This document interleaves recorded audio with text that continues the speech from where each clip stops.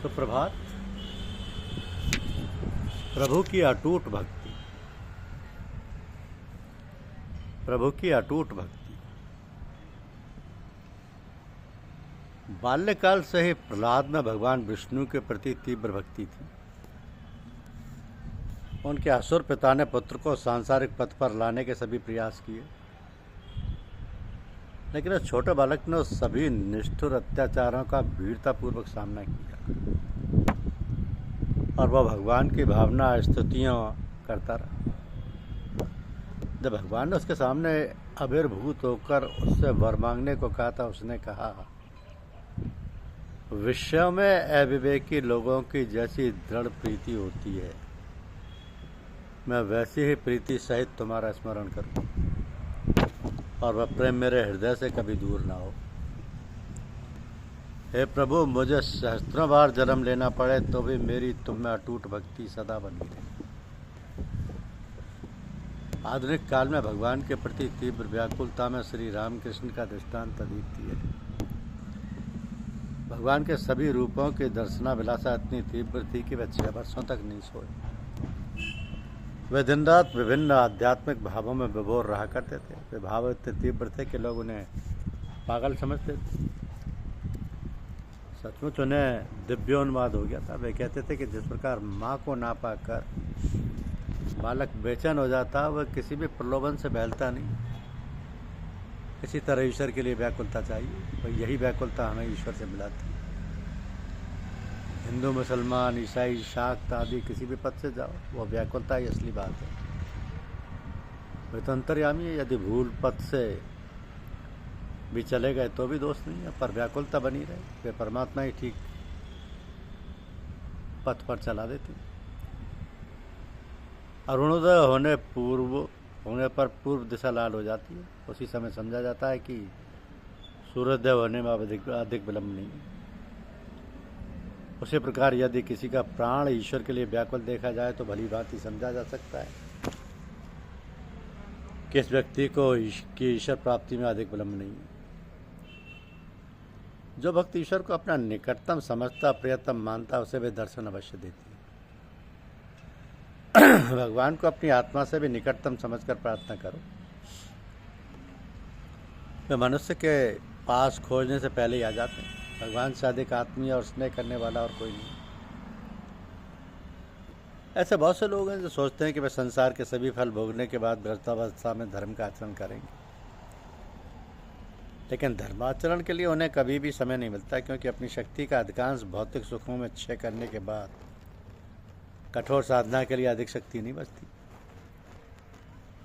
तो आध्यात्मिक जीवन का प्रारंभ जितना जल्दी हो सके करना चाहिए। आध्यात्मिक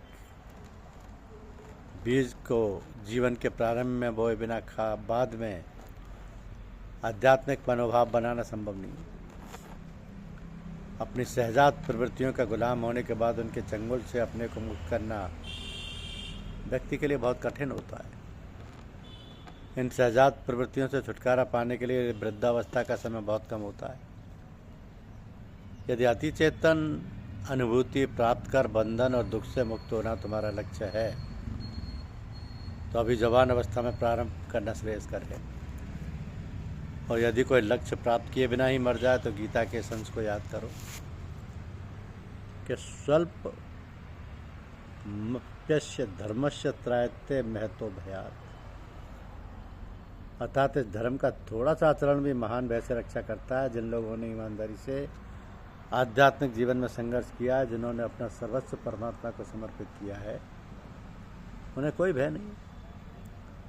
जीवित रहते हुए यदि उन्होंने तीव्र आध्यात्मिक जीवन यापन किया है, तो वे अपने आध्यात्मिक प्रयास को जीवन के अन्य स्तर पर, अन्य लोकों में भी बनाए रख सकते हैं। तब व्यक्ति उसी स्थान से अपनी साधना प्रारंभ करता है जहाँ उसने उसे छोड़ा था। तो मृत्यु से केवल परवेश का परिवर्तन होता है, लेकिन चेतना का हमारा केंद्र हमारी अर्थात परमात्मा हमारे भीतर ही है।